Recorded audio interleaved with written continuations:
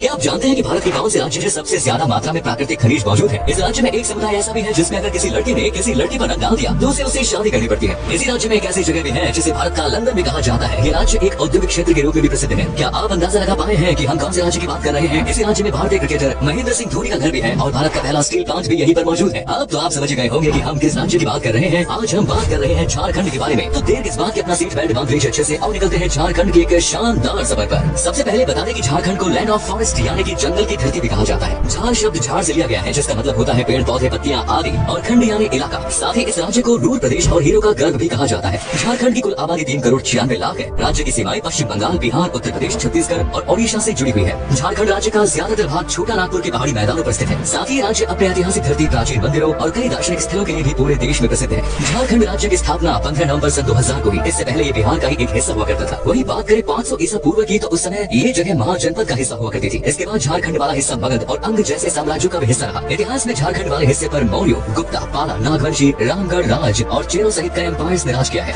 झारखंड की राजधानी शहर रांची है। वही जमशेदपुर पूरे राज्य का सबसे बड़ा शहर है। रांची से लगभग 40 किलोमीटर दूर मातुस्कीगंज नाम की एक जगह है जिसे इंडिया का लंदन भी कहा जाता है। इस जगह की स्थापना ब्रिटिश काल के दौरान एंग्लो इंडियंस ने की थी। एक समय यहाँ पर 400 से ज्यादा एंग्लो इंडियन के परिवार रहा करते थे, लेकिन आज सिर्फ 23 एंग्लो इंडियन परिवार ही यहाँ पर रह रहे हैं। लेकिन पुराने जमाने के कई शानदार घर आज भी यहाँ मौजूद है, जिनमें से कुछ को होटल और गेस्ट हाउस में तो कुछ को रेस्टोरेंट में तब्दील कर दिया गया है। झारखंड का ज्यादातर हिस्सा जंगलों से घिरा हुआ है। इसके अलावा पहाड़ियों से गिरते झरने, नदियां और खूबसूरत मैदान इस राज्य की सुंदरता को कई गुना बढ़ाते हैं। आपको जानकर हैरानी होगी कि पूरे देश में पाए जाने वाले खनिज का 40% हिस्सा सिर्फ झारखंड में ही पाया जाता है। और कुछ विशेषज्ञों का तो ये भी कहना है कि पूरी दुनिया में जर्मनी के बाद सबसे ज्यादा मात्रा में खनिज झारखंड में ही पाए जाते हैं। देश में इस्तेमाल होने वाले कोयले का 29% हिस्सा झारखंड से ही प्राप्त होता है। इसके अलावा 26% लोहा और 18% कॉपर में भी झारखंड का योगदान है। इतना ही नहीं, यहाँ पर uranium, mica, bauxite, granite, silver, limestone, dolomite और ग्रेफाइट जैसे कई अन्य खनिज भी प्रचुर मात्रा में पाए जाते हैं। पूरे देश में सबसे पहले यूरेनियम की खोज भी झारखंड के इलाकों में ही की गई थी। राज्य की अर्थव्यवस्था में सबसे बड़ा योगदान यहाँ पाए जाने वाले खनिजों का ही है। पूरे देश में झारखंड से खनिजों की सप्लाई की जाती है। झारखंड की जीडीपी $50 बिलियन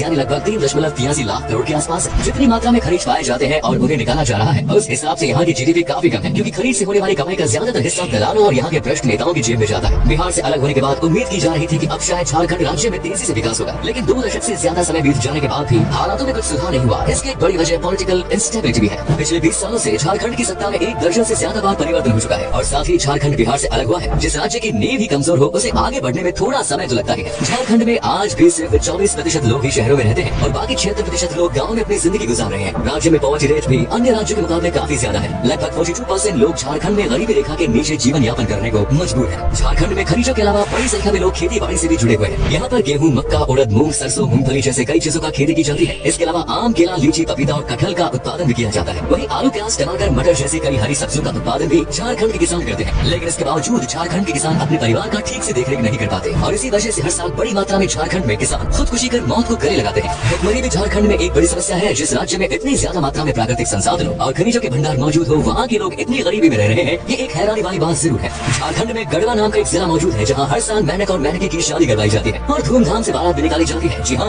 पूरे गांव के लोग इस शादी में बढ़ चढ़ कर भाग लेते हैं। लोगों का कहना है कि 1966 में यहाँ भयंकर अकाल पड़ा, जिसके बाद 1967 में यहाँ पर मेंढक और मेंढकी की शादी कराने की सलाह दी गई और उसी साल यहाँ पर बहुत अच्छी बारिश हुई और फसल की पैदावार भी बीते सालों के मुकाबले बेहतर हुई। तब से लेकर आज तक हर साल बेहतर फसल और अच्छी बारिश के लिए मेंढक और मेंढकी की शादी की प्रथा यहाँ पर चली आ रही है। झारखंड में लगभग 67% आबादी हिंदुओं की है। 15% लोग इस्लाम धर्म को मानने वाले हैं। इनके अलावा यहाँ पर सरनाइज्म भी एक प्रमुख धर्म माना जाता है, जिसे राज्य के लगभग 12% लोग मानते हैं। ये धर्म आदिवासी समुदाय के लोगों द्वारा ज्यादा माना जाता है। झारखंड में आदिवासी समुदाय सबसे ज्यादा मात्रा में है। पूरे राज्य में 32 जनजातियों के लोग रहते हैं। इन जनजातियों की अपनी अलग अलग परंपराएं और रीति रिवाज है। देश की आजादी में भी आदिवासी समाज के कई महान योद्धाओं ने अपना सर्वस्व न्यौछावर कर दिया। तिलका मांझी, भगवान बिरसा मुंडा, कान्हू और सिद्धा जैसे शूरवीर आदिवासियों का नाम आज भी भारत के इतिहास में स्वर्णिम अक्षरों से अंकित है। झारखंड की बात हो और बिरसा मुंडा का बात ना हो, ऐसा हो ही नहीं सकता। बिरसा मुंडा एक युवा स्वतंत्रता सेनानी और एक आदिवासी नेता थे जिनकी 19वीं सदी के अंत में भारत में ब्रिटिश शासन के खिलाफ विरोध के रूप में याद किया जाता है। झारखंड राज्य का लिटरेसी रेट सिर्फ 67.63% है। आज भी झारखंड में स्वास्थ्य और एजुकेशन की अच्छी सुविधाएं मौजूद नहीं है। यहाँ बेहतर शिक्षा और अच्छे स्वास्थ्य उपचार के लिए लोगों को लंबा सफर तय करना पड़ता है। पोषण की कमी भी झारखंड की प्रमुख समस्याओं में से एक है। झारखंड राज्य में कई नदियां और बांध है, जिनमें से सबसे प्रमुख मैथन डैम है। ये डैम बारबर नदी पर बना हुआ है, जो धनबाद से 42 किलोमीटर की दूरी पर स्थित है। इस डैम की खास बात है कि यहीं पर भारत का पहला underground hydro electric power plant लगाया गया था। झारखंड की कई नृत्य शैलियां हैं जिनकी अपनी अलग अलग पहचान है, जिनमें डोमकच, पैंकी, चो, मुंडारी और झुमैर आदि प्रमुख है। साथ ही संथाली झारखंड का एक बहुत ही लोकप्रिय लोक नृत्य है। ये झारखंड की संथाल जनजातियों द्वारा किया जाने वाला एक समूह नृत्य है। रांची में संथल नाम के समुदाय के लोग रहते हैं। मजे की बात यह है कि इस समुदाय में होली का त्योहार 15 दिन पहले ही खेलना शुरू कर दिया जाता है। लेकिन होली को यहाँ बाहा पर्व के नाम से जाना जाता है। बाहा का मतलब होता है फूल। इस त्योहार में लोग एक दूसरे पर पानी डालते हैं और फूल फेंकते हैं। इस समुदाय की परंपरा है कि अगर किसी लड़के ने बाहा पर्व के दौरान किसी लड़की पर रंग डाल दिया तो उसे उस लड़की से शादी करनी पड़ती है, और अगर लड़की को वो शादी मंजूर न हो तो लड़के की सारी संपत्ति उस लड़की के नाम ट्रांसफर कर दी जाती है और ये हक यहाँ की पंचायत को प्राप्त है। झारखंड को लैंड ऑफ फेस्टिवल भी कहा जाए तो गलत नहीं होगा। यहाँ आप साल के किसी भी महीने चले जाएं, आपको ऐसा ही लगेगा जैसे कोई त्योहार मनाया जा रहा हो। जगह जगह सुंदर मेलों का आयोजन पूरे प्रदेश में किया जाता है। जीतिया, नवाखानी, सोहराय और सरहुल आदि यहाँ के प्रमुख त्योहार हैं। और जावा एक और अनोखा त्योहार है जो कि राज्य की कुंवारी लड़कियों द्वारा मनाया जाता है। चलिए अब आपको झारखंड की कुछ प्रसिद्ध जगहों के बारे में बताते हैं जहाँ आप घूमने जा सकते हैं। शुरू करते हैं रांची से। रांची को झरनों का शहर भी कहा जाता है जिनकी सुंदरता आपका मन मोह लेगी। इसके अलावा रांची में गोंडा हिल, यहाँ का रॉक गार्डन सैलानियों के बीच काफी प्रसिद्ध है। आपको बता दें कि रांची में ही देश का सबसे बड़ा मछली घर भी मौजूद है। भगवान बिरसा बायोलॉजिकल पार्क और एक बायोडाइवर्सिटी पार्क भी रांची में है। और टैगोर हिल और आदिवासी संग्रहालय जैसी और भी कई जगह आपको रांची में घूमने को मिलेगी।